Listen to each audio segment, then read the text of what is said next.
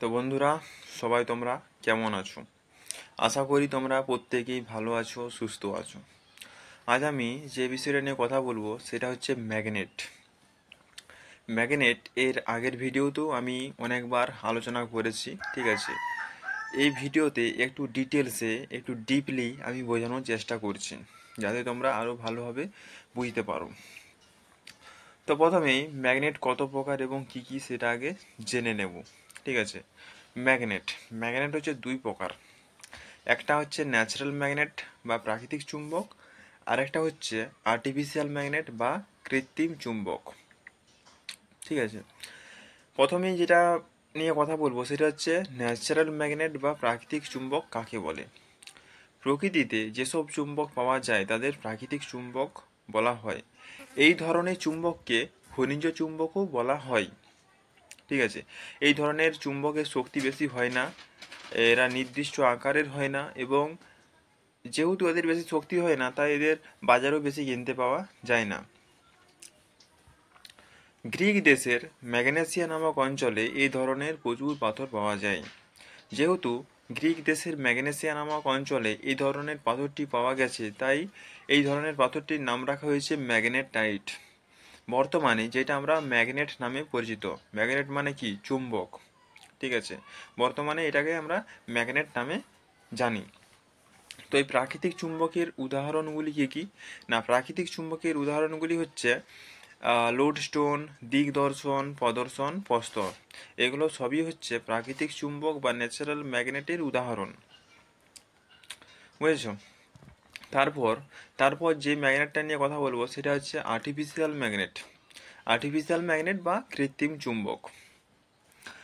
Artificial magnet artificial magnet কোনগুলো সেগুলো আগে জানতে হবে। আর্টিফিশিয়াল ম্যাগনেট হচ্ছে needle magnet, horseshoe magnet, bar magnet, ball ended magnet. এগুলো হচ্ছে সবই আর্টিফিশিয়াল ম্যাগনেট। এই আর্টিফিশিয়াল ম্যাগনেটকে আবার দুটি ভাগে ভাগ করা হয়েছে। একটা হচ্ছে পার্মানেন্ট ম্যাগনেট আর একটা হচ্ছে টেম্পোরারি ম্যাগনেট। পার্মানেন্ট ম্যাগনেট কোনগুলো? পার্মানেন্ট ম্যাগনেট কি?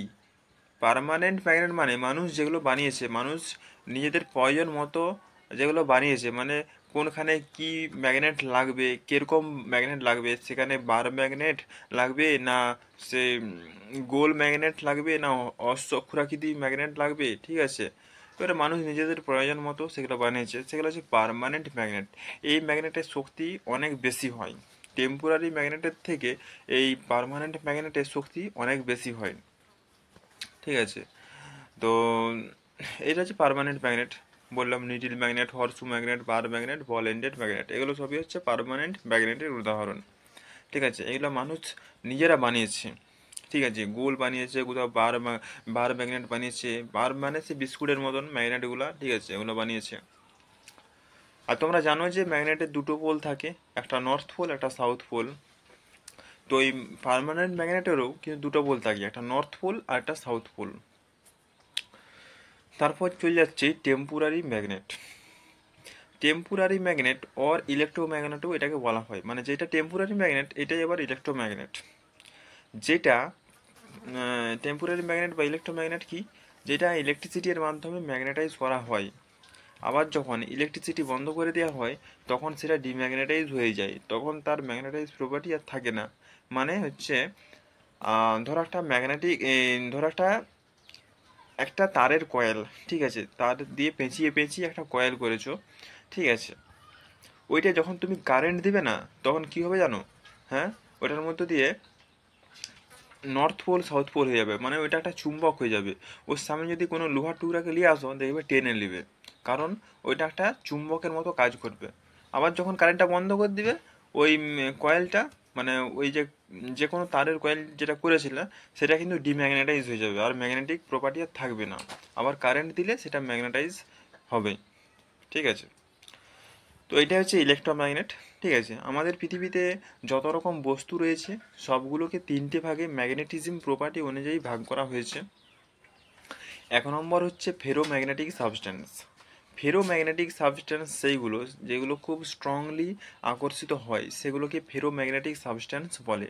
যেমন কি লোহা, নিকেল, কোবাল্ট, এগুলো সবই হচ্ছে ফেরোম্যাগনেটিক সাবস্ট্যান্সের উদাহরণ, বুঝেছো? এগুলো চুম্বকের সাথে খুব স্ট্রংলি আকর্ষিত হয়, তাই জন্য এটাকে ফেরোম্যাগনেটিক সাবস্টেন্স বলা হয়।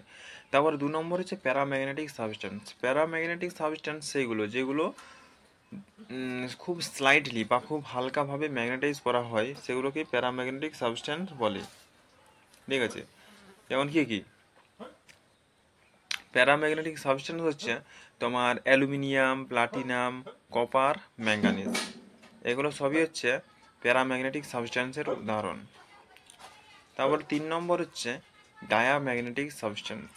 ডায়াম্যাগনেটিক সাবস্টেন্স হচ্ছে যেগুলো যেগুলো ধরতে চায় না বা খুব আকর্ষিত করতে চায় না, সেগুলোকে ডায়াম্যাগনেটিক সাবস্টেন্স বলে। যেমন bismuth, sulphur, graphic, glass, paper, wood etcetera.